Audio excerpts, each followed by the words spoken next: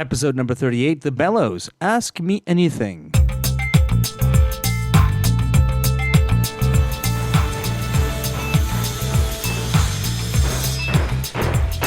All right, cut to edge of stage. Great. All right, color frost. Check. 1, 2, 3. Check. Stand by, please. Heads to half, heads out, letting cues 1 through 10, sound cues 1 through 10. Recorded on November 21st, 2016, guests included past Bellows panelists Remington North and Dave Degrow, as well as Raw Matter artistic director and sound and projection designer Rebecca Hooten, and included also a new production tech, Cameron Kirk, to tell us about his experiences 1 year out of school. You can find some more complete bios online at thetitleblock.com, and of course, I encourage you to support the show through patreon.com, where you can help me cover more events like this and bring interesting local discussions to artists across Canada, as well as interviews with Canada's leading designers about their history and their craft. And now here's the next session of The Bellows, Ask Me Anything, which starts with an introduction by the Bellows founders and audience wranglers, Pip Bradford and Christopher Ross.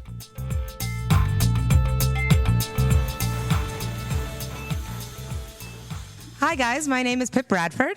I'm Kevin Hutson. And I'm Christopher Ross. And we are the Bellows. And okay, stop talking. All right. Kevin's not usually part of this part. That's true. Yeah, Kevin usually go over there. You have your own microphone. Shut up. This is our right. microphone. Yeah. It's all going very well. So welcome to the Bellows. Yes, this is the Bellows. How many of you, is this your first Bellows? Is this your first Bellows? Yeah. There's some people. Three, this is four, cool. Four new people. Really great. Welcome, yay! Welcome, guys. So actually, before we start any of the Bellows stuff, I'd like to acknowledge the traditional caretakers of this land, the Haudenosaunee, Huron-Wendat, the Anishinaabeg peoples, the Métis, and the Mississaugas of New Credit. This is their traditional land, and we thank them for letting us do stuff on it. So thank you very much. Anything. We'd also like to acknowledge Theatre Passe Muraille, who's our host tonight. Yeah. Thank you so much. Yep. Applauding, thank you. And we'd also like to thank Michael Cruz from the Title Block podcast, who's here recording it for a podcast. Yep. He's also doing a Facebook Live feed, so check it out on Facebook. You can see his thing on thetitleblock.com. You can go. Yeah, awesome. You can go listen to the podcast. I listened to my first podcast ever when I listened to one of our podcasts, so it's actually pretty cool. I was listening to it just this morning. We'd also like to thank our bartender, Jared, in the back. Tip Jared! Yeah. I believe it's $4 steam whistles tonight. Is that true? Yeah, it always is. It's always $4 steam whistles. Okay, Okay, great. That's it. That's all the thank yous. I'm gonna thank anybody. Oh, and Kevin's gonna go get a beer. That's good. Okay, great. Great. So tonight we have a little bit. We're venturing into a bit of a departure from our normal panel format because I kind of wanted to give us all an opportunity to ask those little questions that kind of don't get addressed when we just have bigger issue panels. Yeah, all that weird stuff you've ever wanted to know, all that the stuff that just doesn't quite fit into contracts or I don't know, lighting design, all that kind of weird shit. When is the right time to email someone about a job offer? Yeah. Like, what are your fears and hopes and dreams? These are really good questions for y'all to be writing down and ask later, by the way, because all of the questions tonight, we're going to ask them, but we hope that a lot of them will come from you. Yeah. We really hope that you'll come up and address all of our panelists and ask them to give you some information, because all of them are really wonderful, and some of them are established professionals in the field, some of them are just starting out. But, we got a cool mix of different levels, different disciplines, different things. Just different people. So for format of the night, we're gonna give everybody about 15 minutes in the hot seat. Yeah. You notice usually we have a big panel and a moderator. Tonight it's one chair. One chair, one mic, one table for their beer. Whites are on you. Oh, man. So, we're going to give everybody about 15 minutes. Kevin's going to run through some, basic introductory stuff, and then it's on us. Then we're just going to ask all that stuff we want to know. At the moment, I'm holding the Donahue mic, which is the microphone that we'll take around, so that because each of you, because we're recording for a podcast, we need you all to talk into the mic. So can I quickly show of hands, who knows who Donahue is? Okay. Phil? Yeah, 3. Yeah, Phil Donahue. I know the name. name. A talk show host. I don't feel so bad. Maury. I don't feel so bad Springer. now. Hi, my name is Pip Bradford, and my age has never been more apparent than it is right now. In such an innocently anyways. Yeah. Yeah, it's great. Is that it? Is that all the stuff I we think need that's all to the stuff say? we need to say. So I'm going to be up at the front with the microphone. After Kevin's asked his things, we're going to start. We'd like no dead air. So, get in line, get your questions ready. think of Yeah. some stuff, man. And let's Who's first? take this off. Kevin, we're first? kicking it to you. Oh, who's first though? Remington. Remington's first. Well, then why are we kicking it to me? Remington North, come to the stage! What? He's going to ask you once you get on the stage. Yeah, you need to get up the stage. Oh, we were going to say our origin stories. Yeah, we're starting Oh. with origin stories. So we're gonna kick it back to you. Yeah, we're Right back kicking to it back. This is the worst introduction we've ever done. And we did such a good one last time. I don't know. I did a pretty shitty one time. Okay, origin story. You, go ahead. Me, go ahead. Hi, my name is Pip Bradford, and I went to university for theater, but I did not necessarily intend to at first. I was a journalist to start, and my parents didn't think that theater was a viable career, but I decided to do otherwise once I had the freedom to choose my own path. I know, right? And now I haven't done anything else since. I actually quit theater, though, for a brief period of time, and I managed a porn store for 2 years until Neptune Theater out in Halifax called me up out of nowhere. And literally, they called and they were like, do you want to come and be second technician on a show? And I was like, how did you get this number? Thank God. Thank God. Thank God they did, because I did second technician on the show, and the end of the week when I was running it, they were like, do you want to just be the head tech? And I was like, yeah. And a star was born. Wow. It's just that easy. My name is Christopher Ross. I went to U of T for many different things until I settled on equity studies and Celtic studies, neither of which are of any use right now. And I started my theater career when I opted for a show for my friend, and then I met Kevin Hutson playing ping pong, and he asked me to work here to replace him on a call, which is actually how many people have gotten their start, replacing Kevin Hutson. Yep. He's very replaceable. Yeah. And I haven't stopped It's working very true, since. yeah. And now this is what I do. This is what I do. So here I am. Okay, so now it's Kevin's turn to tell his origin story. Oh shit! I didn't prepare it. Get ready. Well, how did I do this? Oh, right. Okay. So I grew up in Scarborough, and you sort of get started in theater by following girls you have crushes on into the theater, and then I was gonna be that's how it goes, right? And then I was gonna be a tool and die maker, but I kind of sucked at it, and I applied to sort of Fanshawe College, accepted me into their theater program because I was doing stage crew, and that was really interesting. So I went there. And then when I got done with theater school, after like a 2-year program, like you do, you go back to your construction job here. But one of the guys I went to school with did some calls here at Passe Muraille and got me, because I was a plumber, the very first thing I did in theater was fix the toilet in that green room down there. Because, one of the guys I was going to school with passed my name around as a lighting technician. Also, he can do plumbing. And then I did the Fringe here, and then I was a technician for a while, and eventually did some carpentry stuff. And that's more or less it. Yeah. But our first guest tonight is this guy. What's your name? My name's Remington North. And what do you do? I'm currently the technical director for the new Crow's theater space, the Streetcar Crow's Nest. Right on. And so what sort of insect bit you to give you your superpowers? The insect of the kind of weighted blanket that is lifted from you after a depression. Okay. That's how I got into theater. I enjoyed theater in high school.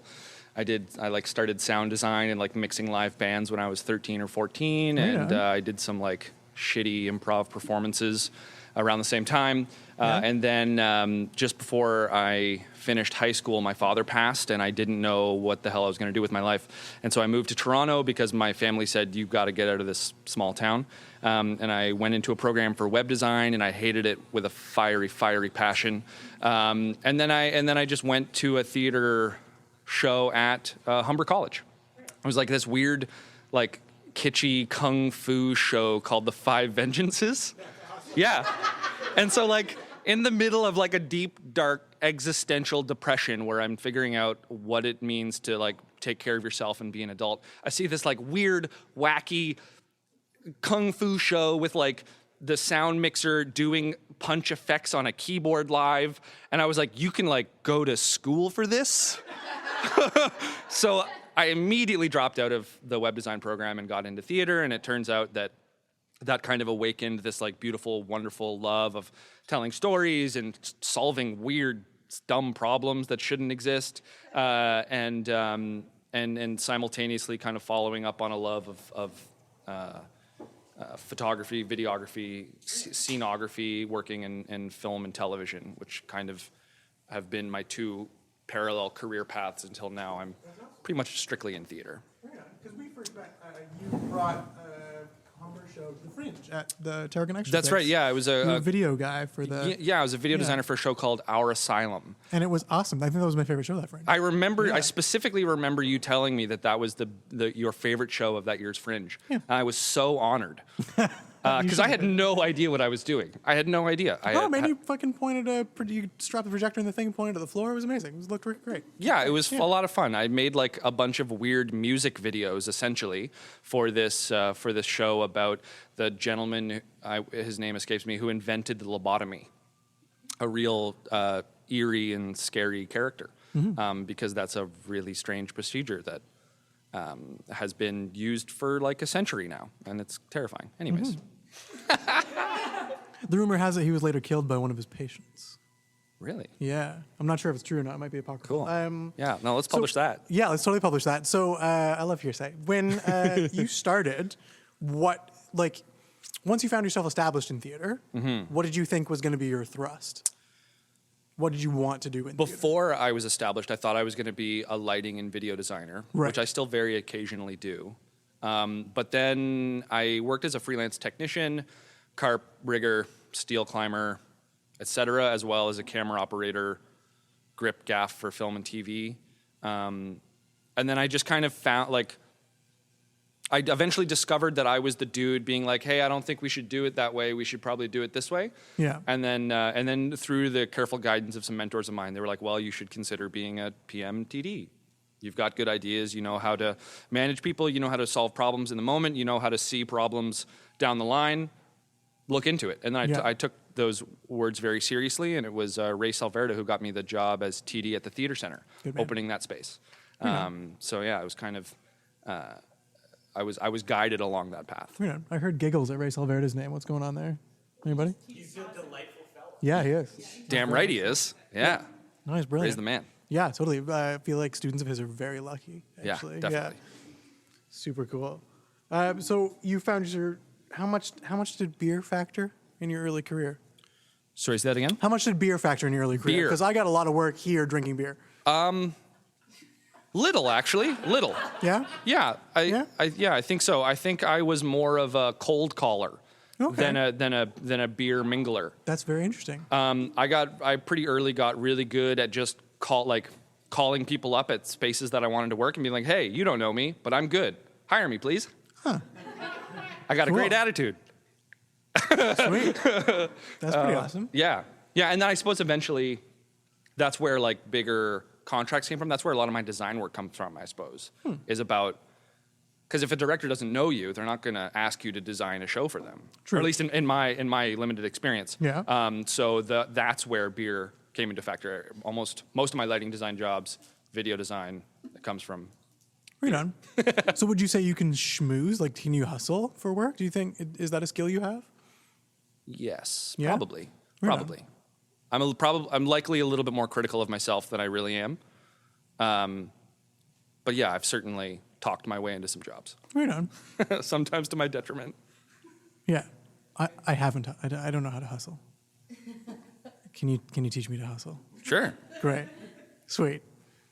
Yeah. All right, audience questions. Put your hands up. Let's see them. What's your name? Scott Garland. It's my first time here. Hey, Scott. I've got a joke question and then a real question. Great. The joke question is, what product do you use for your beard, man? That's very impressive.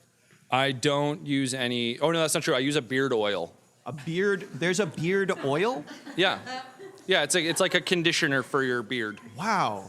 Yeah, we will talk later, mon Great. frere. Early on in the discussion, you mentioned kind of you have overlap in terms of both film and television and theater. Yeah. It kind of went like this. And for those who can't see, this is terrible radio. I'm Yeah, holding my holding my great hands radio. in parallel. Yeah, two equal hands, and never in between shall meet. What do you think the greatest lesson each could learn from the other in terms of how to do their business best? I mean, I just came off of a film set today, and I'm always envious of the efficiency at which they run. Yeah. Yeah. It's tricky. I think that question comes out of a concept of the grass is greener, because I think if theater acted more like film, it would be even more chaotic than it already is. And I think that if film tried to act a lot like theater, pre-production instead of a 5-month process would be a 12-month process. And so I think that they've kind of naturally distilled into their wacky ways of doing things that unfortunately, though, are have an intense dichotomy to one another to produce similar products, one more permanent, one more fleeting, but have kind of those processes have distilled into how to create those products. I suppose I wish film crews were a little bit more, or at least in my experience, were a little bit more team players, like a TD, PM, Carp, head of department kind of gang. Some of the film crews I've worked on have been a little isolated from one another, a little kind of like islands connected, and I think. And that's a really good question, and I think probably with more thought, I'll probably have a way better answer at the end of this than I do right now, unfortunately. Excellent. Can I take a little bit of that as well? Time is money in film, right? That's the sort of thing. Whereas so pre-production is a process because it's designed to get the most out of the brief time you have with that machine setup. Because in theater, your costs are just actors, right? Equity actors are your biggest cost. That's what it is. And so, for equity shows, obviously your biggest cost is equity salaries. Whereas with film, the biggest cost is that machine and all that infrastructure behind it. So you need to make the absolute most of that infrastructure while you have it. So pre-production is long, production is short. Whereas here, you can only pay actors for so long. So you get a 3-week rehearsal process, an X amount of week run, because you need to get generating money out of your actors as quickly as possible. Okay, so the differences are quite stark and quite knowledgeable. Yeah. If I could Those are good sub-question, I thoughts, don't know if very good anyone's thoughts. going to hop in real quick. A sub-question in regards to those two, because technology's gone up so much, and one of the big things I feel like I worry that theater's getting left behind so much on in the digital age is advertising. Specifically, the idea of the viral advertisement. I mean, is there, and even in film and television, I think a lot of them are behind the grain in terms of what needs to be done. Is there a way that they can both kind of come together hand in hand and go into the 22nd century at all? Or? Yeah, I mean, to be honest, I feel a little out of school talking about that, not really being versed in producing, but from an analogy of or an analysis of the technology, I think the roadblocks come with producing viral products, and to get a good image of something on stage that you're producing or something on stage that you're creating, unless you're kind of open to shooting that dogma style, kind of out in the world with what's available, with what's natural. It's hard to build those into an already crammed tech week. Media calls in a tech week are often the bane of everyone's existence because they've got to cram it in, and it's 2 hours, and it doesn't need to be that long, blah, blah, blah. But if people were to utilize that a little bit more and do some kind of cinema-like shooting of those scenes, those beautiful, fleeting scenes you're creating on stage, it gives people an opportunity to create a little bit more of a polished product, something that's not an archival video, to put out there to the world. But even then, your turnaround is so tight because you're already in Tech Week. To get something out there and to get an impact online, you've got 5 days before you open, 8 days if you've got some previews kind of thing, so that's tricky. But that's a good thought. Thank you so much. You're welcome. Next question. If there is no next question, do you want to go, Chris? Sure, let's go. Oh. I did say you should ask this question of Remington, so here you go. Okay. Hi, I'm Victoria. Hi, Victoria. So I'm a wardrobe technician primarily, so I find myself often left out in terms of crew calls and stuff like that. And I'm seeing a lot of stuff online for different theaters these days calling for load-in, strike, crew calls, paints. Of course. And I know I could probably do them, but because I don't have that regular background that I could walk in and say, I could totally do this. Yeah. I'm trying right now to figure out, how do I diversify? How do I go from being just wardrobe and being locked into that really tiny little box to being able to do more and being able to take on more jobs and work with other companies without being able to sell myself as something that I don't know that I am yet. Yeah, certainly. I think I went through that same kind of thing as I was becoming a technician and as I wanted to become, head of lighting, head of whatever, and I felt like I didn't have the experience. I think the best thing you can do is be honest to the people that are hiring you. Be like, hey, I've got a really good attitude. I can pick things up quickly, but I need guidance. And like, if I'm in the room with steel toes and a wrench and you say, hey, go do this task over here, I might not be able to figure it out. But if you're willing and I say, what does that mean? And they'll take the 2 minutes to say, okay, well, that just means you got to pick things up. You got to move it over there. You got to get someone to foot it for you so you can get it up to the grid, whatever. Then you open yourself up to already to show up to a venue and already have a learning process right at the top. If you can show up with a good attitude, which in my experience is rivals work experience, a good attitude, then people will see that as really valuable.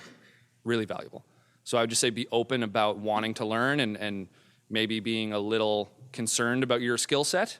And I bet people in similar positions to TDs, PMs will be willing to help you develop those skills. And I guess the challenging part is first convincing people to give me that chance in the first place, like to give.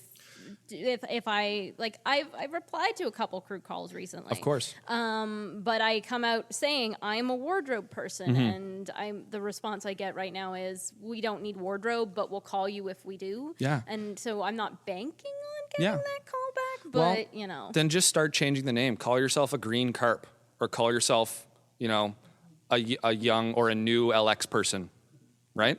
Yeah. And so they'll stop, the word wardrobe won't be involved in the scenario. And if, maybe they know that you do some wardrobe work, but if you come on as a learning carpenter or as a learning electrician, I think you'll find that people will be willing, and it's the tricky thing is from a management position, sometimes I know I'm coming up on a load in that things are super tight and I've got 8 people where I need 10. And so maybe I can't hire somebody who has learning to do. But I find myself always in situations where I need 8 people and I have 7, right? So I'll take anybody with feet and hands who can lift more than 12 pounds. Come on. Yeah. You and me, we're going to be buddies for the day, So which brings me up to a follow-up statement of check in regularly. Once a month, send those people of venues you want to work in, send them an email being like, hey, I got some availability next week. I got some availability in 2 weeks. If you're short on people, let me know. Yeah, cold calls work for sure. For crew calls, definitely. And yeah, because people always need labor, always, all the time. And super briefly, calling yourself a wardrobe technician is fantastic. Because in the past, have always been like, well, wardrobe ladies. And it's it's diminishing in a way. Well, and there is a delineation a little bit between, even at school level, people talk about like hard and soft tech. And that's just bullshit, frankly. Like measuring and cutting stuff and fitting it together is you're essentially a carpenter. You just use different materials. And an aside to You're that, here. like the really gutting part is that I will flat out see crew calls come up. And they are for anywhere from like $3 to $5 more than what's being offered for wardrobe, and I know Which is that nonsense. I can do stuff. Yeah. So it's part of the also motivation of like, okay, people are being paid more to do other jobs, so I guess I need to be doing other jobs. Well, there's a demand problem there too, right? Like labor now is actually really in high demand. Super high demand. Specifically, Email Remington at crowstheater.com. Totally, yeah, totally. I did. Okay, good. You have my resume. Good. Totally. Great. Then you're going to hear from me in the next week. Okay. Yeah, totally. Yeah, I mean, afterwards, if when we're milling, if people who know more about, because I'm coming into this sort of as a wardrobe person, but not being really well connected to the Toronto scene. People know what theaters to be contacting. I don't. Sure. So I'm trying to build that network right now. On that note, definitely talk to me afterwards too, because like in the backspace, bringing people into the fold is kind of my jam. So like it's a small space. It's like a perfect first space to be a technician in. Sure. So For sure. chat with me, because we'll get you in there. Is that wrap up your question, Bud? Amazing. Great. Next question. Hi, my name's Laura. So Laura. this is my first one, but I'm still a student actually at Ryerson. Great. And I was wondering, because we're talking about crew calls, how understanding is it when I can't take crew calls for about 3 months because I'm in school, but all of a sudden I'm okay to take them for either my December break or over the summer holidays? I mean, that depends on the manager and that depends on the shows. You know, I've found myself in situations where sometimes some of my best workers aren't available for 3 months, and that, like, probably a little bit more than it should. It makes me feel anxious because as someone who runs space and as someone who starts thinking about the longevity of a space and not so much about, like, hey, how many lights are we hanging tomorrow, you get into a comfort zone where you're relying sometimes more than you should be on your technicians. And so other than the obvious answer of it is what it is, and some people will be able to book you for those periods of time and some won't because they're in the thick of things and relying on their regulars. But I would say when you are available, if you're not getting calls, even though you've sent someone an email in November saying, hey, December, January, I'm available, look me up, follow up. You know, like, I don't know anyone as a TD or a PM who takes offense to a follow-up email, just saying, "Hey, do you have any work coming up?" Right? Like, it's our job to dole out the work. So if you want it, come get it, kind of thing. Well, thank you. Yeah, you're welcome. We have time for one more question from Cam in the back here. Hi. Okay. Hi, Cam. What is your take on the amount of waste we produce in the industry, and what can we do to try and repurpose materials? Oh, dude. That's a tricky question, man. It makes me incredibly sad sometimes to be throwing out enormous box sets into a dumpster. And, you know, it's a sacrifice of specificity. Because there is some incredible scenic work that gets done by designers who create this one little tiny beautiful world, and it might be the size of a bedroom, but all of the intricate and beautiful details that exist in it are chosen very particularly. Some of them have to be fabricated, some of them are found, and I feel like it's an unfortunate byproduct that a lot of that can't be reused. And I mean, space is a premium. As a person who's run 2 venues now that doesn't have storage space, shows that we produce, I cannot afford to keep them. You know, like, it's like if they don't go in a dumpster, they're going to go out on the side of the road. And I have in the past found theaters to take some of the belongings, take some flattages, take some stock, come harvest hardware, come harvest bolts, fasteners, whatever. But yeah, it's really sad to see, you know, 700 linear feet of 1x3 and 42 sheets of Luan with, you know, a couple $100 worth of latex paint go into a dumpster. And I don't really have a good answer at how to really limit that stuff. I wish I did. On that note, in February, we'll have about 30 sheets of plywood with a beautiful wood grain paint coming up for available. Full sheets, 4x8s, Crow's Theater. Yep. There are, I will mention, as a caveat to that, there are obviously a couple things. Ready, Set, Recycle. Yep. And Set, Reset. Are they the same thing? They're the same thing, aren't they? They're the same thing. Yeah, the same One's become the other. I believe. Yeah, I think Ready, Set, Recycle became, or whatever. Anyway. So that's a thing you can post on. Yep. Post on Production Resources Toronto. Yeah. Post on the PRT Buns is Theater great. Zone, which I run. Oh, Post great. on regular Buns Trading Zone, whatever. I didn't know that was a That thing. being said, it is. Hey, join. I will. Your mileage may vary. I know a lot of stuff doesn't get picked up, and Yeah. again, that's really sad, and I don't. Well, and that's what I mean when I say there's a kind of sacrifice in the specificity, because like sometimes you're going to build a beautiful mantle, but very few companies have money to store, per unit dozens of dollars a month to keep this beautiful mantle that they might not need for 4 seasons. Yeah. And then a year later, you're like, oh shit, I could have used that mantle, but like, Yep. man, nobody's got room for that. Yeah, it's waste of material or waste of economics. There's also something to be said about artistic considerations, because the set as a whole is an individual's Vision. intellectual property. And so it can't actually be reused without that person's consent and adaptation and blah, blah, blah, blah. Even a portion? Even a portion. So even with a recognizable portion of a set or costume or whatever, you need to have clearance from the designer. There was a woman I met from the States. She's Canadian working in the States, and she did a large study about how you set up disposal areas in venues can have a huge impact on the amount of stuff that gets recycled. I will look up more about it and find a way to disseminate, because you're starting someplace new. So if you organize properly thinking at the about that beginning, today. Overall, you will have a much better success rate. She's really looked at human behavior in the shop, and then we toured a couple of shops and we talked about how things were organized to promote sort of Salvage. habitual behavior. Yeah, and it's got to be habit. Quite interesting. Right on. Unfortunately, that does kind of wrap up the time we have for Remington, because we do have 3 other amazing panelists So popular. tonight. But Remington, of course, will be drinking at the bar after this event. Next up is Rebecca. Can we have our next panelist this stage, please, Rebecca? She's behind you.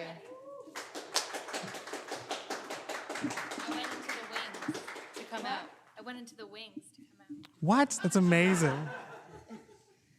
Hello. As you can maybe tell, Rebecca is, I think, the only one of our people tonight who doesn't come from a technical background, because she made an entrance. I put on lipstick to be here. Hello. I guess I say Yes, where please. what What's I your do. name? What's your name? So my name is Rebecca Hooten. I run a theater company called Raw Matter. It's a devised theater company, so as much as I can say I am any one thing, I am also all of the other things. So generally I would identify as a director, production manager, sound designer, projection designer, / all of the other things that exist in theater. Sometimes I even perform, which is not a thing that I would say I do generally, but that runs the gamut when you're in that kind of. And how did you get your superhero powers? Well, I think a lot of people can say that they started theater, when they were a young 6-year-old doing whatever, Red Riding Hood, which is what I was. But I think when I started realizing that this was the kind of theater I wanted to make was in grade 11. I went to a really small high school, and we had one play for that, it was one play a year, and it was everyone from grade 7 to grade 11. I'm from Quebec, so we don't have grade 12. Audition for this show. So it basically meant that the grade 7 and 8s didn't really get roles. They were kind of the one line or the person who brings on the set and leaves again. And when I was in grade 11, I really wanted to be head girl, president of my school, and I didn't get that, and I was devastated. And then I realized that was not a lasting position, and so I made my own position, which was I created 2 plays. So there was the grade 7 and 8 play and the 9, 10, 11, and I directed and produced the grade 7 and 8 play. And that's still a tradition at my high school, and I realized that was a thing that I wanted to keep doing, was keep making theater available to people who, and I mean this is small scale, but theater available to people who maybe didn't have that opportunity, and kind of create new work and new concepts. And again, in that show, my theater, the director of my high school was also not, I hope she's never watches this, was not great at her job. And so I wound up doing all of the things. And that was the first time I ever ran a lighting board, having never actually even sat in front of one before. That's awesome. For that show. So. And like much more noble than my equivalent high school story, which, so at Woburn, where I went to high school in Scarborough, there's Rookie Drama Festival. It's like the longest continuing amateur drama festival in Scarborough anyway, probably in the city, possibly in the province. This has been on for 50 years. And anyway, every year it's the job of the organizing committee to write what's affectionately known as the dud play. And so the idea of Rookie Drama is anybody who auditions gets a part. Right. And anybody who writes a play gets their play put on. But that mathematics doesn't always work. So there's always more players than there are plays. Yeah. And so we need to write a play to soak up all the duds that nobody chose. And also make it unclear that they're the duds. Yeah. Which is very delicate. Yeah. So yours is much more noble, which I really appreciate. Well, it was good times. Yeah, totally. Got me where I am. Yeah, for sure. Would you say that you schmooze? Is schmoozing a thing you do as a multidisciplinary, multi-talented? Yeah. Yeah, I think so. Yeah. I as a person, I schmooze. Yeah. Well, I too can teach you how to schmooze. That would be lovely. Kevin Hutson. That would be lovely. Got you. Oh. Okay. Not to like. I think there's a lot of indie, small, new theater companies in the city, all of whom will come up to you and be like, "Hey, I have a show happening. Here's my spiel, 5-second spiel about my show. So come see it." And everyone's like, I was trying to get a drink, but yeah, totally. Mm-hmm. I'm not going to see that. So that I try not to do that so much. Not to mention that we're doing sort of longer term creation processes. But anyway, but schmoozing as a whole in terms of like, hey, you have interesting ideas, and I would love to hear more about that in terms of how to implement that into theater. That's sort of more my. Right on. What do you mean by longer term creation processes? Well, what's the cycle of a project for you? Well, we've had two very different cycles for our shows. Both are based in sort of current or social issues. The first one we did was based on the new sex ed reform and the sort of controversy that was happening at the time. This was when it happened. This is when it happened. It was a couple years ago. It was big. So I think that will kind of come up again now that sort of new information has arisen and we're in the new state of sex ed in Ontario. And then the current piece is about housework and sort of the gendered division of labor historically. And we're sort of originally, the piece that we've just done was sort of based in our lived experiences, and now we're kind of looking to expand that into greater stories, issues that are sort of more contemporary, and we want to have conversations. So, hey, anybody who might have ideas about housework, whether it's your own lived experience or sort of greater sociological concepts of that, we're sort of looking to expand our sort of base of knowledge on that concept. So it's sort of. This is a little bit personal, I guess. So as a person who doesn't have a performing background and a person who has suffered often and hard at the hands of collective creations, can you expand, talk a little bit about like what do the early stages of a devised process look like? Because the sort of stereotype is that you sit on your back in the backspace playing ping pong or whatever, or like badminton, like on your back, not looking at each other, trying to come up with an ideas for a show, which has happened, but for the record. I'm sure that they had a great time doing that. Yeah. I don't know. I couldn't speak to. I think every devised process is different, as is every Am I allowed to swear? I will Yeah, probably totally. do it anyway. It's the internet. Who am I kidding? Yeah.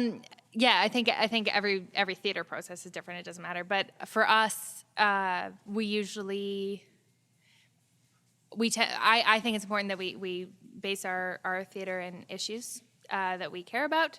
For this piece that we just did, it was a long sort of research, reading plays, reading every article that anybody of the four of us could read, / anybody who sent it to us. We read any article that came our way, and then deciding, okay, we've read everything that we can possibly read on this. Our brains are full. Let's start trying to put into physical action what we have read.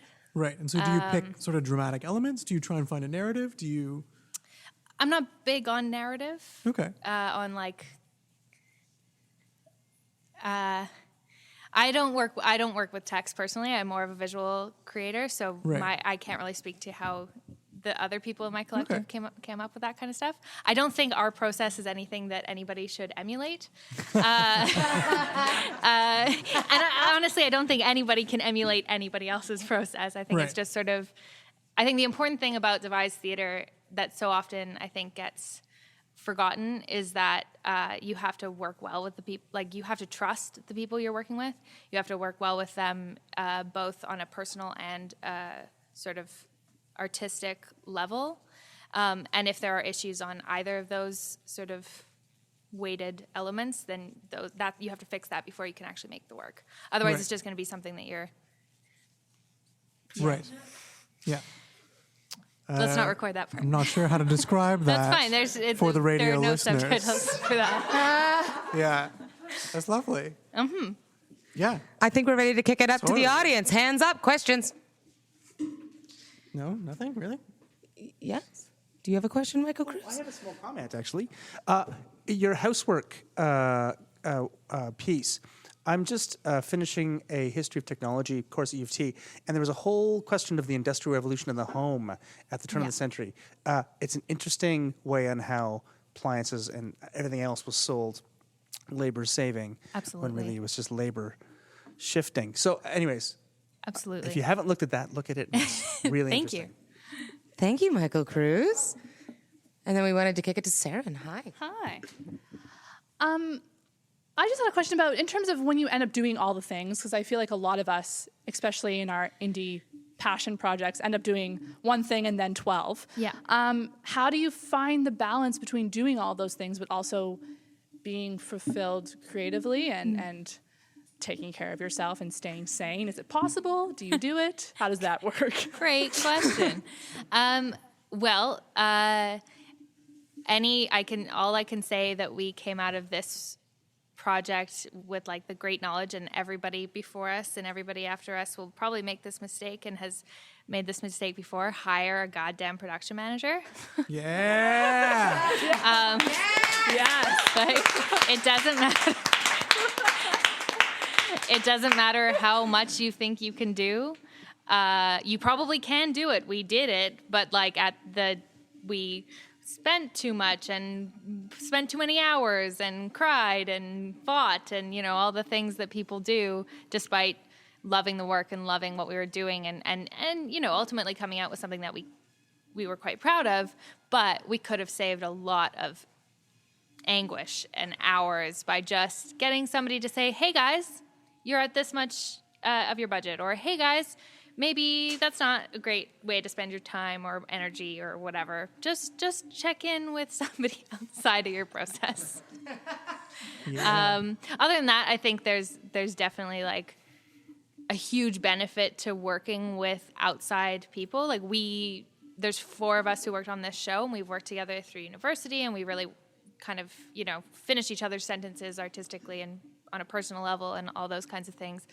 But I think there's a huge merit to, if you're creating something that's such a passion project, to bring someone in, even as a consultant, on, say, costume design or lighting design or whatever design elements that you may think you have the exact right answer.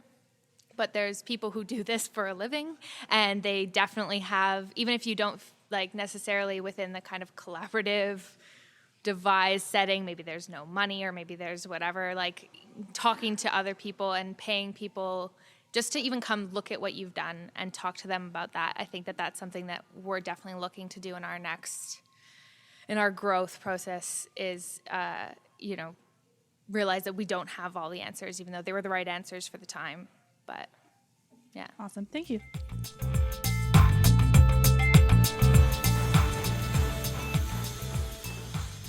Hi there, I'm interrupting briefly to thank those of you who've chosen to support the Title Block on Patreon.com. I really enjoy doing the show, and I'm not going to stop while I have the time, but it does cost a bit to do the show between equipment and web hosting, not to mention extra mic rentals to ensure that special events like the Bellows sound as best as I can make them. So I'm asking that you help to cover those costs and help me to continue to capture the story of Canadian theatre design. Go to patreon.com/the Title Block Podcast and donate a couple of bucks an episode. It really helps.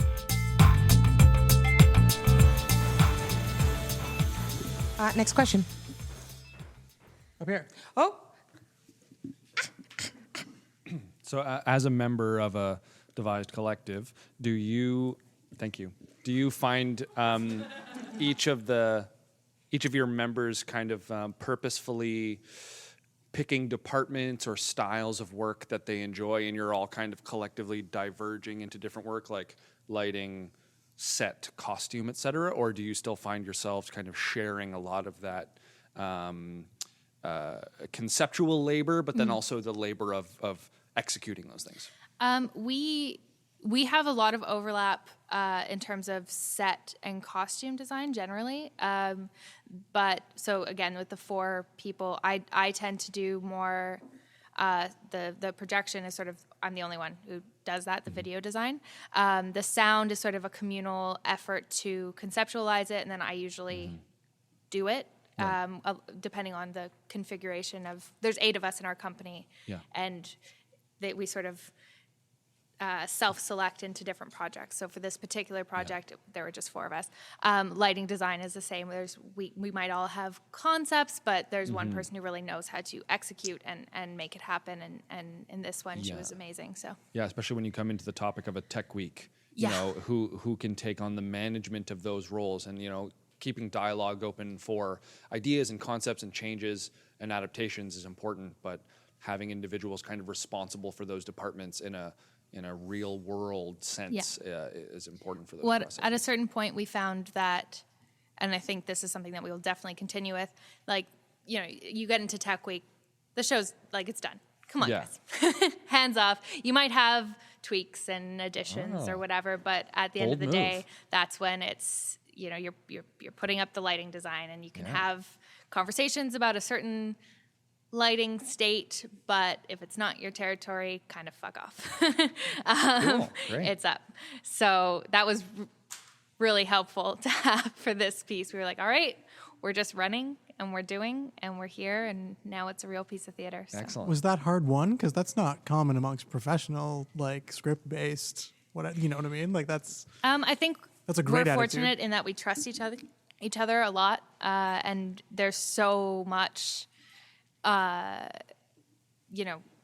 merging of the minds in the process. Anyway, the way that we do it is means that by the time we get to a certain point, and whatever that point is, I don't know. But we've realized that, like, we all know, like, the idea has been floated in some incarnation previously. So even if it's not my idea, it's the collective's idea. We've gotten there together. Right. So we're good. When you're doing collective work, do you create any sort of legal framework for your work, so that if your project has afterlife, maybe people need to sub out because they're having real life? Do you create a framework for that? Definitely, that's something that. We didn't do on our first project because it was happy-go-lucky. We're all out of school and we love each other so much, and all the things that everybody has been through before of working with your friends. And then we realized that, as much as that still remains true, and we're all fortunately still friends.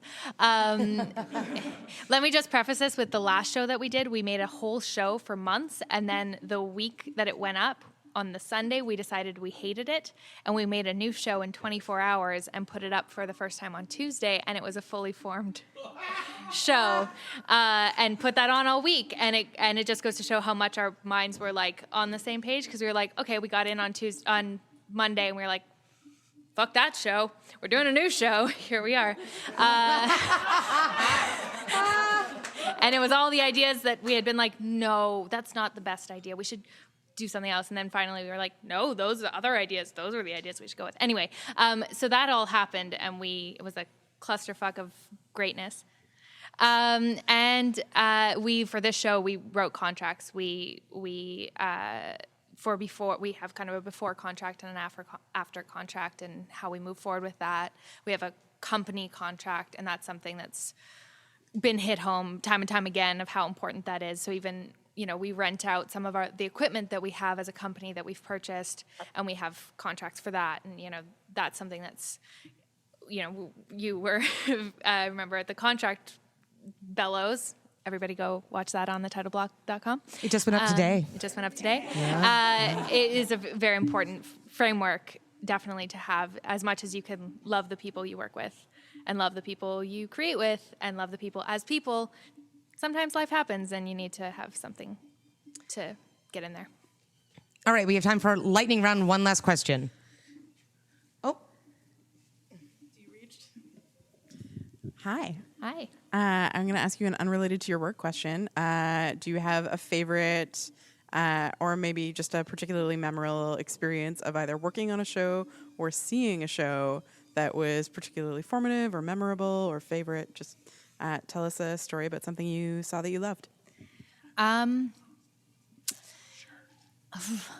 remember leaving a lot of shows as a kid feeling like, oh my God, it just didn't matter what it was. It was like, there are people on stage and I want to do that. This is so cool. And then I kind of lost that for a little while. I may not have mentioned at the beginning of this, but I see a lot of theater that I don't like and I'm like angry that I saw because it was dumb. And then I remember, and that happened so sort of a lot through my early university years, and then I saw the Penelope ad that Nightwood did a couple years back, and that was really so important because I was working on a physical theater, female-driven show at the time, and we were all like, are people going to care about this at all? And then I saw the Penelope ad, and it was exactly the kind of theater that we wanted to be making, if not a little bit more production-based. And it was very inspiring. And I was like, oh, people do make the kind of shit I want to make. Thank God. So that was a good one. Good one. Great. That's all the time we have for Rebecca. Applause, applause, applause, applause, applause. If I can just make a quick note from me, if you have a question, can you just say your name when you raise your hand? Because by now I know most of your names, and it's very hard for me to see everybody in the narrow corridor that we've set up for ourselves. I love you. Thank you. Next up is Dave. Next up is Dave. Get up here, you chump. Dave Degrow. Do not cheer for this man. No, do. He deserves... Kevin. He deserves your scorn and derision. Kevin, you're a terrible host. This is a circle of judgment now. It's on now. Yeah. You know that. This is a circle of judgment now. Yeah. Okay. This is going live, people. It's going to be good. Okay, Dave. What do you do? Well, that's a complicated question. Simplify it for us plebeians. I'm currently a PhD candidate at the University of Toronto, where I also teach intro production and occasionally lighting design, occasionally production manage, and occasionally lip off at my idiot friends. I mean, Hey, present company included. Yeah. Right. Okay. Yeah, so that's what I do. So, what's your PhD? What are you doing for a PhD? Do you want the 30-second, the 5-minute, or the 30-second, 30 please. seconds? We do have time constraints. It's a thing that all academics know. At a certain point, you have the elevator pitch for everybody. It's about theater architecture and its relationship to audience mandate, to artistic mandate, audience, and the city, I guess. I Okay, love get it on at the you bar later, guys. too. Yeah, that was fun. So when I first met you, you were the most overqualified man wearing a cowboy hat, as I forgot recall. about the cowboy hat. Yeah, I wore a straw Those were cowboy the hat. days. Those were doing the days. calls at the old theater center for Johnny Rook, I think. How did you end up there with 2 degrees? Also a complicated a cowboy hat and. Do you want each part of that individually, like the cowboy hat? No, I don't really care. Just the 2 amuse the degrees? people. Yeah. Well, I moved to Toronto to do my master's, mostly to get out of Winnipeg. And You can say Winnipeg here. It's fine. but I don't want to. Right. And while I was doing my master's, I met in my program were a couple of theater artists named Anushree Roy and Thomas Morgan Jones.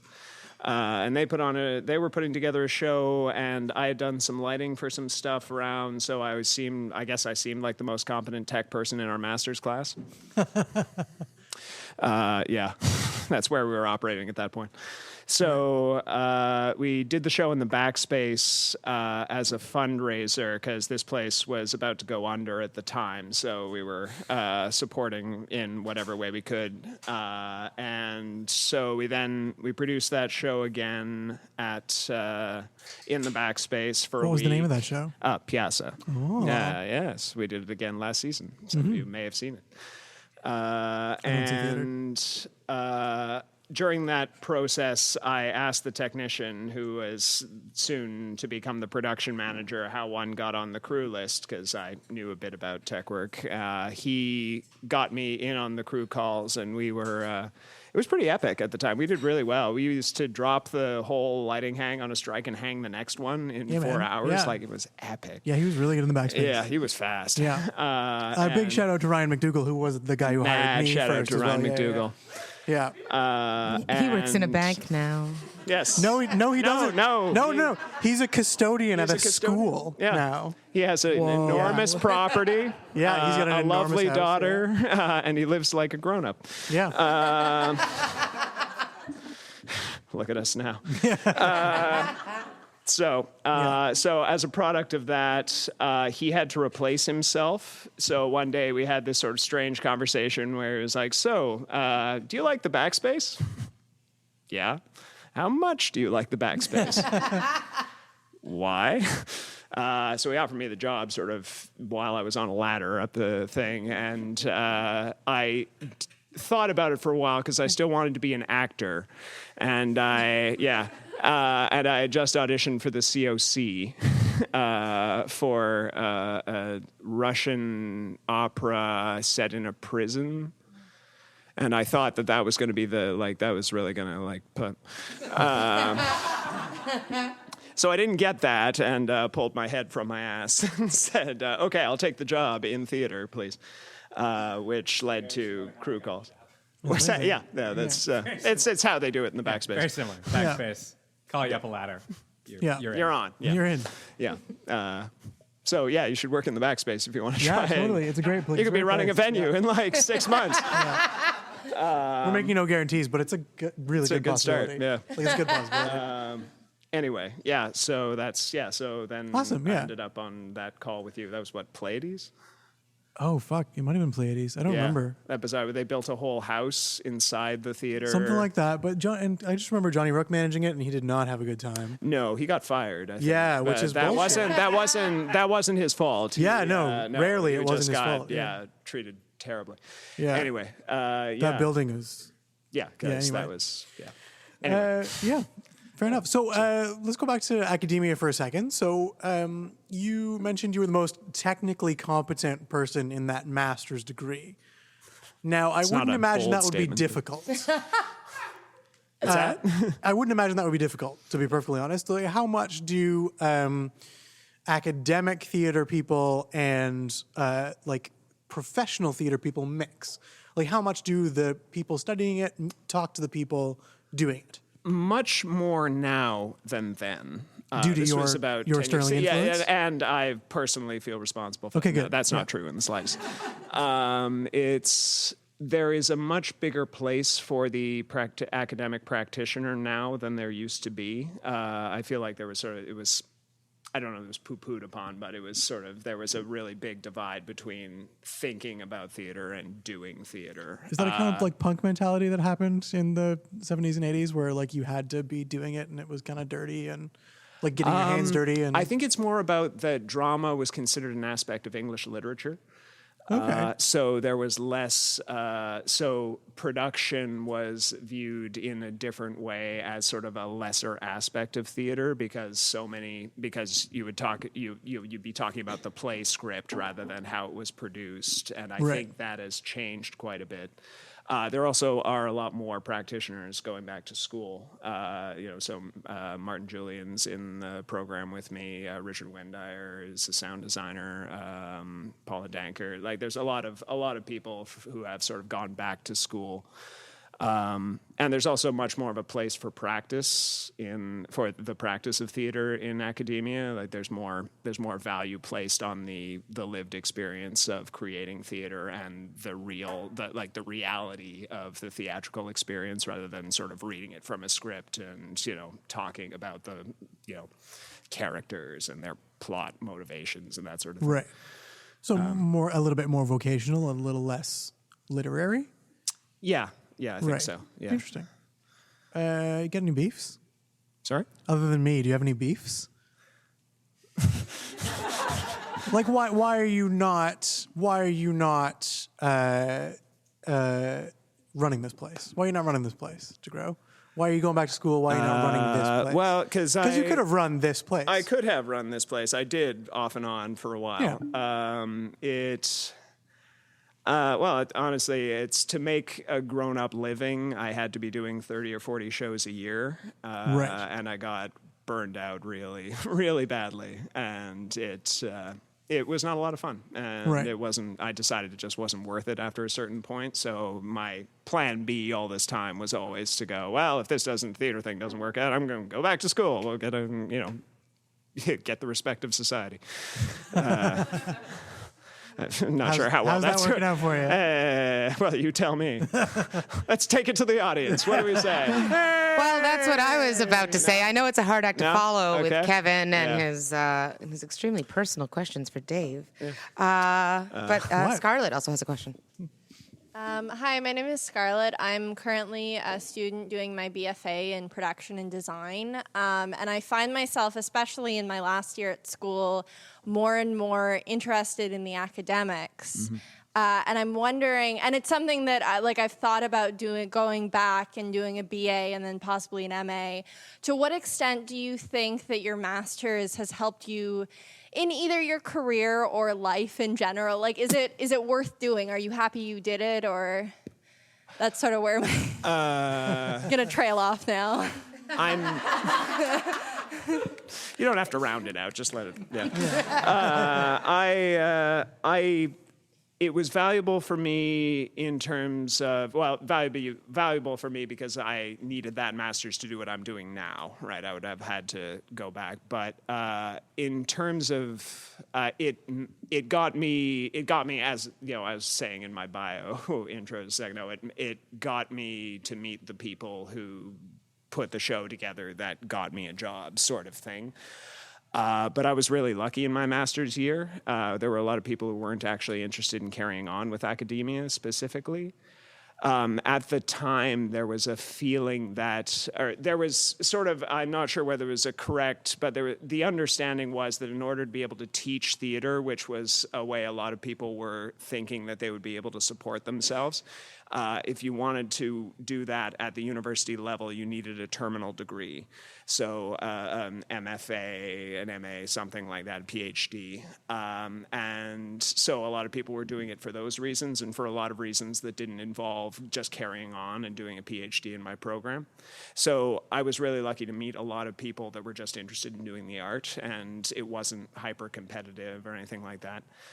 I don't know that it necessarily aided me enormously in my theater work while I was still sort of full-time in theater. I mean, it helped me bitch about things, like, carry on 2 degrees for this, whatever it was, when I found myself wedged under that bastard down there. Pointing to the stage for the radio listeners. Yes, for those at home, I am cussing at the stage. I'm not sure. So, yeah, it helped me gain access to Toronto. Like, I think you have to look at the reasons you're doing it and what you think you want to get out of it. I mean, education has value in and of itself. Like, it'll make you a better theater maker, a better, person, theoretically, to know more and be exposed to more culture, to understand it better. In terms of access to, so there's that sort of end of it. So if you have a goal for it, it can be really valuable. Like, it was a way for me, it would have been difficult to just jump into the city of Toronto to show up and be like, hey, world, right? I had a year to come here. I had something to do, people to meet, a way by which to make connections. So I thought it was really valuable to gain access to a place. On its own, it was sort of not necessarily as valuable, but as I say, it gives me this access now. Now that I have this master's, I can go back to a PhD, and they pay me for that for X number of years. Not a lot, but they do. But it's a thing you can do. Does that help? Or okay? Thank you. No, thank you. Next question. This is Christopher Ross asking a question. So you teach intro production. My question is twofold. What has teaching production to people taught you? And have you had any embarrassing moments or like student becomes master kind of moments where they've known more than you? Ooh. I haven't. To answer in order, in opposite order, no, I haven't been schooled particularly by any of my students' skills necessarily. I did get schooled in pronouns by one of my class, because I said, just because I say you guys sometimes, and he went, I'm not a guy. I went, you're right. I'm sorry about that. And I realized that I use that expression genderlessly, which may in fact be worse. So there was that. Sorry, what was the first question? Was how has that changed? What has it taught you? What has it taught me? Patience. I'm learning. I'm better at. Because I have been generally in my life, I'm not patient with people, and I'm getting better at that, I think. What else has it taught me? It's made me think about the stuff. It's made me think about things that I was sort of doing out of, not instinct necessarily, but there's, you just do things because they work, right? People liked my designs. I didn't know why. So it's starting to think more about how things work and why they work. It's also made me examine the process of theater a lot more, to understand why we do things in particular ways that we do, because I need to teach them, because I need to explain to people why we do things this way. I need to go, why do we do things this way? So I think that has helped a lot in some ways. Cool. Yeah. Is there any way that we do things that just doesn't make any sense to you now that you've looked at it? Well, a lot of things don't necessarily make a lot of sense to me. Going back to that the environmental concern of theater, I'm not I understand, but it makes less and less sense to me why we don't use things like stock anymore. I know it's a storage issue. I know there's a bunch of things involved, but there's a lot of aspects of pre-planning that don't, for instance, into the buildings. And that's actually what I'm trying to do, is to help people to build better buildings for what we do, so that we could have things. So people think about things like storage and think about how they make things sort of in the goal of being able to do things in a more responsible way. That would be nice, though I haven't found an answer to that. Interestingly, I think like listening to that comment has made me realize that my job is essentially producing things that temporarily are art and then go in the dumpster. Yeah. So my job essentially it's all of our jobs in a lot of ways. As a land filler. Yeah. That is my job, actually. I'm super good at it. Bro, I'm the best. Yeah. Something changed at some point. Theater used to involve a lot more repeated use of a lot of things, and I think we have moved away from that towards a more people seem, either designers or directors or audiences, I don't know who, but demands a more unique experience, a more unique design, a more unique whatever, and we have prioritized that to a far higher level than any of these sustainability issues, which I think is going to come back and bite us in the ass really hard at some point when they realize how much electricity we use in these places, how much paint, wood, whatever, like that goes in and immediately goes back out again. Somebody is going to realize that. Wait. Yeah. Oh no, this is going on the internet. Yeah.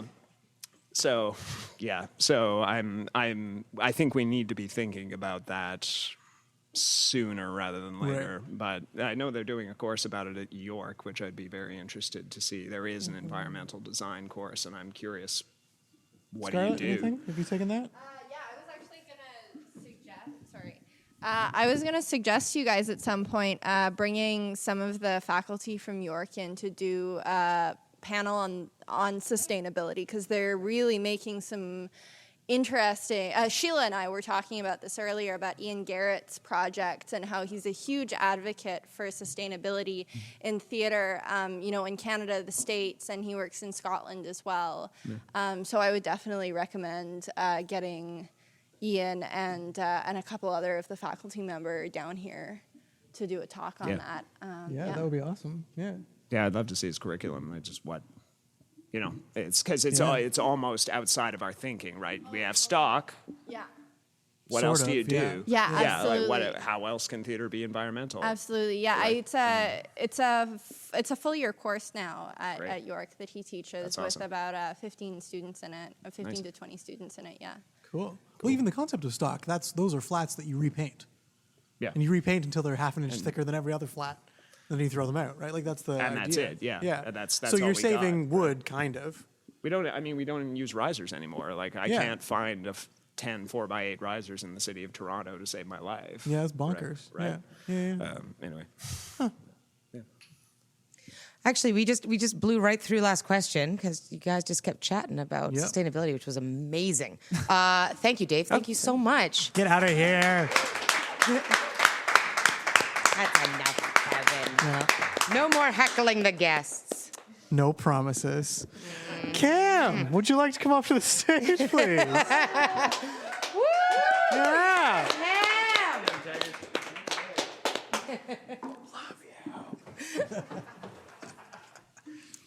Hi. Hey, buddy. What's your name? I am Cam. What do you do? I am certainly not studying my PhD. Yeah. I'm a freelance carpenter and technician currently. Excellent. Yes, and I am aspiring to be a PMTD. Excellent. And I would like to keep my hands in the pockets of set design and sound design. Right on. Yeah. What insect bit you? I caught the bug at a very early age. My mom was a drama teacher. Right on. So I was around the arts a lot as a kid. And in high school, in grade 9, I was a part of a student-written and directed play. I was a thug. I was Thug 2. Yes. And my one scene was, so basically me and Thug 1 broke into someone's apartment and stole like 2 pillowcases full of marijuana. And then the next scene was us smoking it, and Thug 1 said, "Damn, this is some good shit." And I was like, so this is my debut as a performer. This is obviously a verbatim theater piece. Yes, ripped from your life. Yeah. Roses being thrown on the stage for the radio listeners. And then in grade 11, me and Thug 1 decided to write a play together for the Play by the Lake Festival. So you're telling me his name was just Thug 1? Yeah. Right. And we did, and we directed it, and I actually kind of pulled a Ben Affleck and starred in it as well. Nice. And we won an award in the Sears Festival for our script. It was super great. It was lots of fun. And then the next year, we did another show. So then when I was done high school, I originally wanted to be a audio engineer, so I applied for that at Fanshawe and a couple other schools, and then I also applied for a script writing program. Didn't get into either, and my dad was on my ass about going to school, so I then applied for outdoor adventure skills at Fleming College and theater production at Humber. Yeah. And I guess we know which one you got into. Well, I got into both of them, but I chose Humber. Okay, don't brag. And that was that. That's amazing. Yeah. That's amazing. Music Industry Arts is the program at Fanshawe? Yeah. Yeah, no motherfucker gets into that program. Yeah. Nobody gets into that program. That's crazy. Because when I was at college 12, 14 years ago, nobody got in then, and there was a waiting list as long as your arm. Anyway, I'm not bitter. Lies, Kevin. Lies. I'm really not. I was never going to be a sound guy. I'm terrible. What makes a satisfying job for you?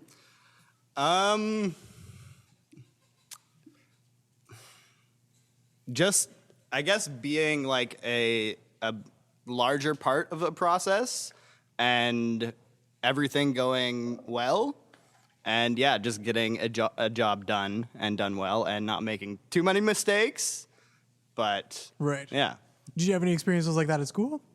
Yeah, totally. I was the assistant technical director for our winter show. That was a great experience. And that's actually what kind of led me in more of a path to want to do that. Because I had just kind of signed up for that as like, maybe, yeah, sure, I guess I could try and do this. Yeah. And then they gave it to me, and I was like, holy shit, now I have to do this. And I did. And yeah, it was great. It was very challenging. Sweet. But yes, I enjoy a challenge, so. Right on. Good. Talk to me about problem solving, because we've had problem solving on this stage, I think, throughout, but specifically Rem mentioned solving problems that shouldn't exist. Right. Yeah.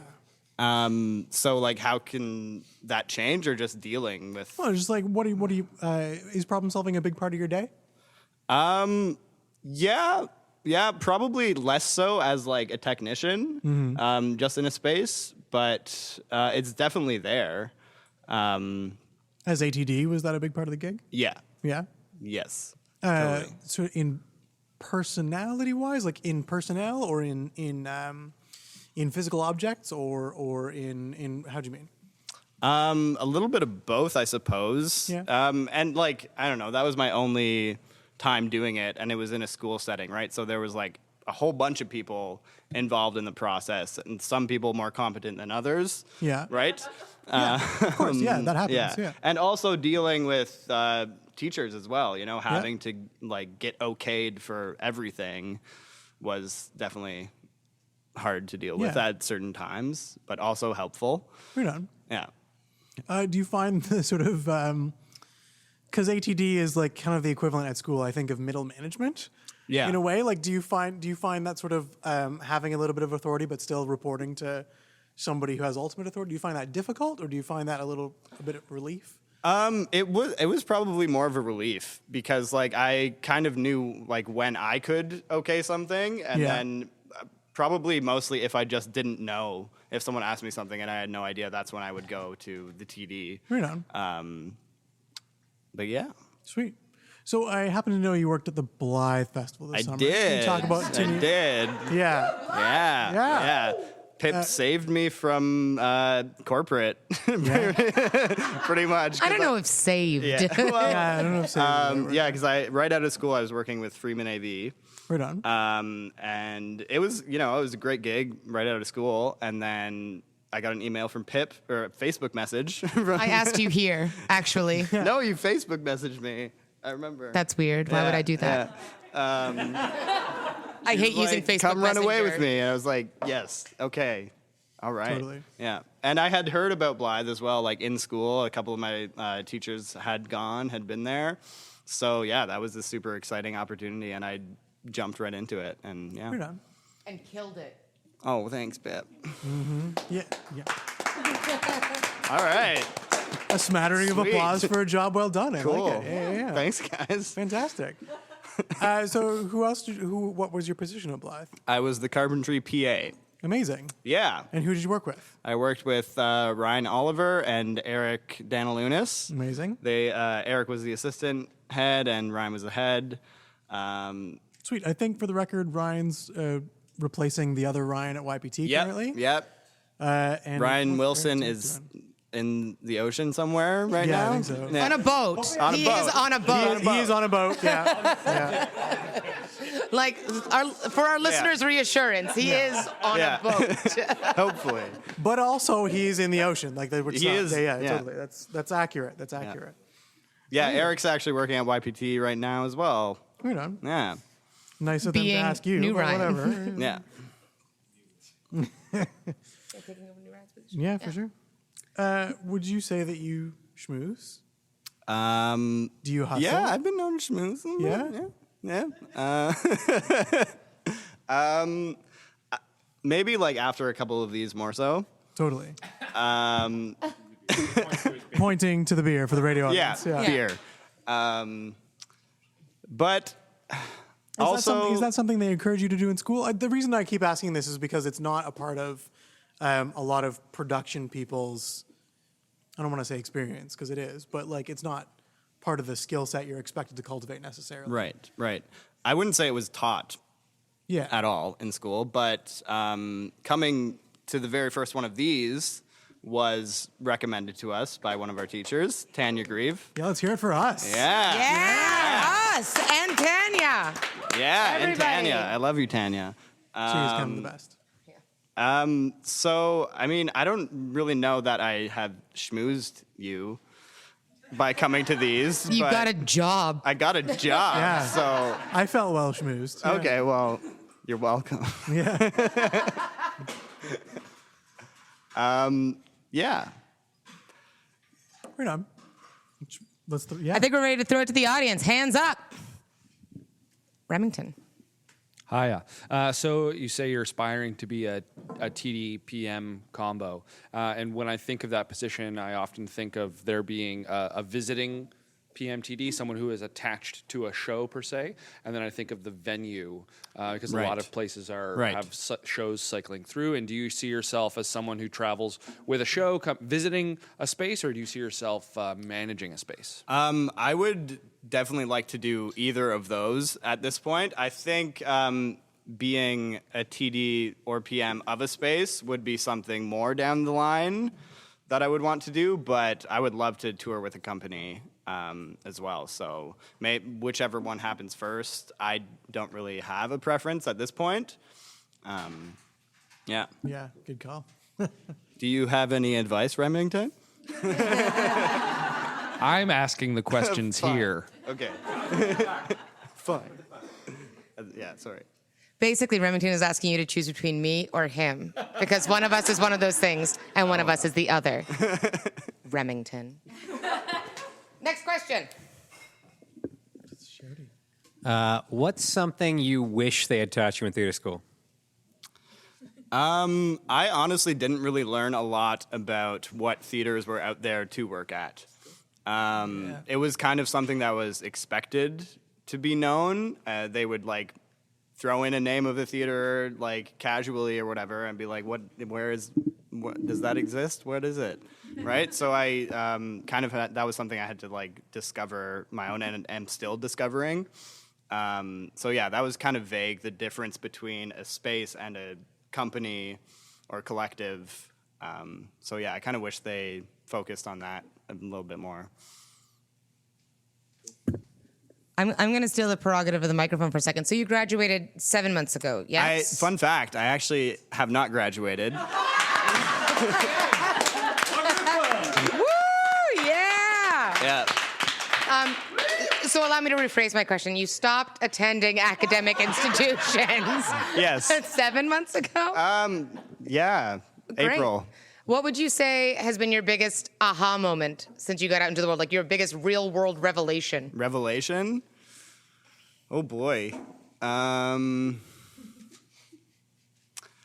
guess just that like reaching out to people and cold calling, as you have been calling it, actually does work and is important, and I should do more of it and have done it, and it worked. And so yeah, that's a big, like, you don't wait for something to come to you, like try and chase it. Great. Yeah. Next one. Next question, hands up. Sure. Chris, you're Yeah, we're just gonna keep going, man. Right. What's like a hard won lesson you've learned, or like a big mistake you've made that's taught you a lesson you've carried on to the future? Damn. A big mistake I've made. That's a tough one. That's a really tough one. Because I can't really think of like one thing specifically. There's probably a lot of small ones. I don't know that I've made a massive mistake. Maybe like I've showed up late a few times. So maybe that's something that I have learned from, and like maybe, yeah, don't do that as much. And I haven't been as much. I'm more so like I did that in school, and it actually took me 3 years to not graduate but finish. And Humber is a 2-year program, so in my first year I like didn't attend class often enough. So yeah, attendance is. Can I give you? Attendance is important. Show up. Yes, show up. Can I give you a big for the carpenters in the audience? Mm-hmm. The angle that is written on the drawing you receive, not the angle you set the saw to. Not the same. Yes. Yeah. Yes. You know what I'm talking about. Yes, I do. Yeah. That's a big one. Yeah, I made that a couple times. Yeah. Yeah. Anyway. That's one you can kind of like physically figure out though once you like do the. But you can only like, physically figure it out once you set the fucking thing up. And Yeah. so Exactly. If you happen to have built this whole fucking thing and then set it in a truck and then it showed up at a union house and then it all comes out and then anyway. Hypothetically speaking.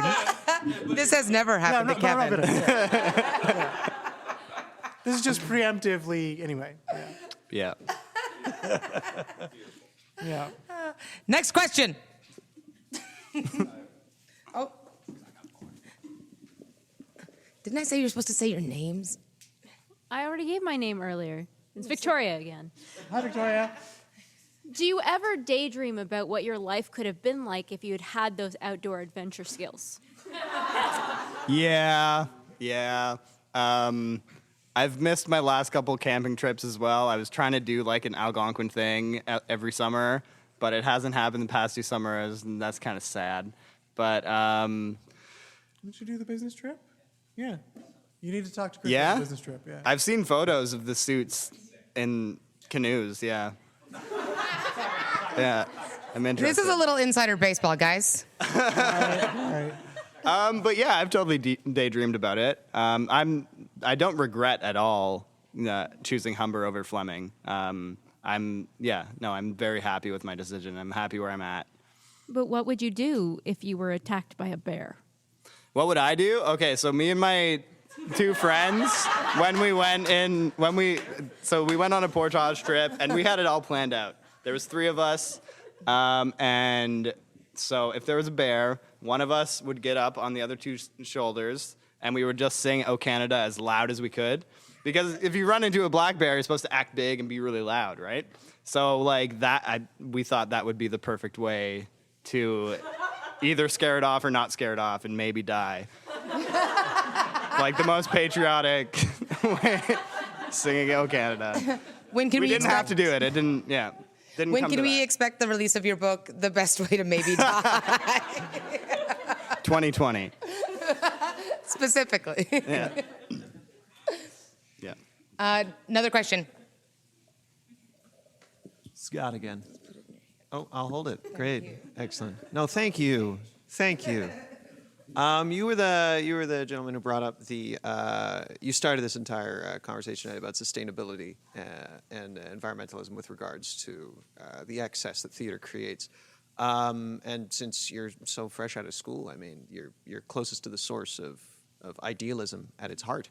If you were like master of the universe, you have all the powers, kind of thing. Like, what steps would you implement that you think could be like put in place? I mean, obviously, a lot of these solutions that we look for are systemic. There's not a pre-existing mold of which to do either on several of the levels, which, you know, if we could go back, we would set them like 50 years ago, so we wouldn't have this problem now. But where would you start? Right. It's tough because you can't give designers a rule book, right? You can't tell them you need to use these flats and these flats and these flats. Mm-hmm. And I'm really interested in that course that Scarlett was talking about.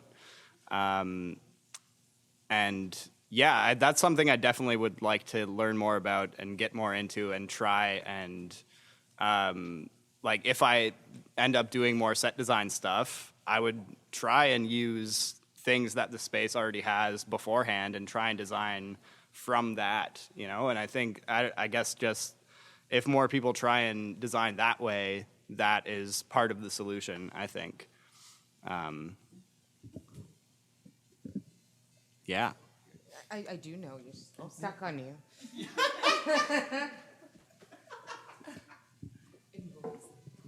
I think it's a bit chicken and egg to say you can't tell designers what flats to use. If you're not storing any flats, they won't be using the invisible ones. Right.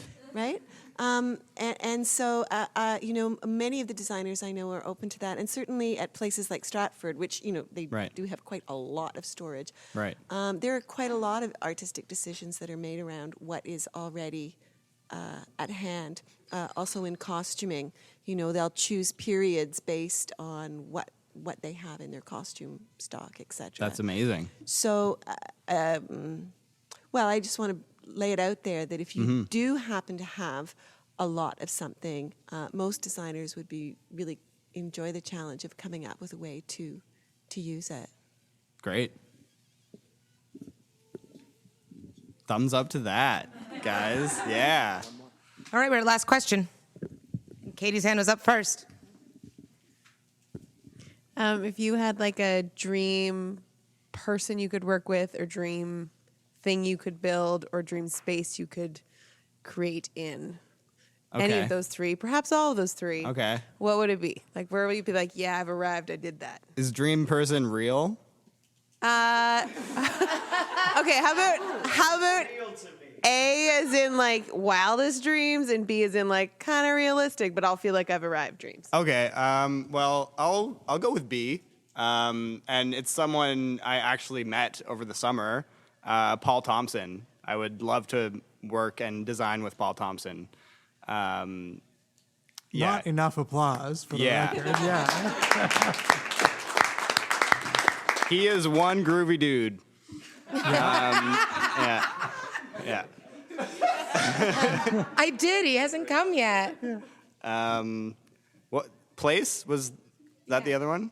I want to do a show and or many shows at my cottage. Yeah. That would be lit. Yeah. Maybe. Yeah. Someday. Possibly. Where is I your don't know. cottage? Muskoka. Right on. Mm-hmm. Yeah, just south of Bala. If anyone's ever been to the town of Bala, beautiful little town. Right on. Yep. Was there one more? Person, or like some project, something really cool that you'd want to like build or be part of creating? A castle. Sweet. Yeah. Yeah. I think that's really the note that we should wrap this Bellows up on, ladies and gentlemen. Cool. Thank you so much, Cam. Thank you. And Also, thank you, the Bellows, so much. Aw, yay us. Hooray for us.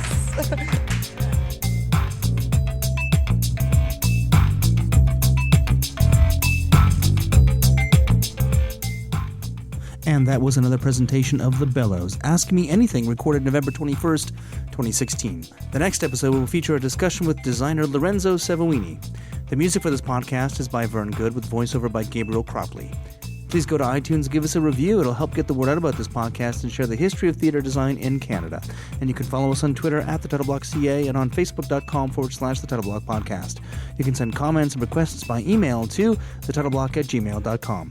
And don't forget that if you like the show, please support us on Patreon.com. I'm Michael Cruz, and I'll see you next time on The Title Block.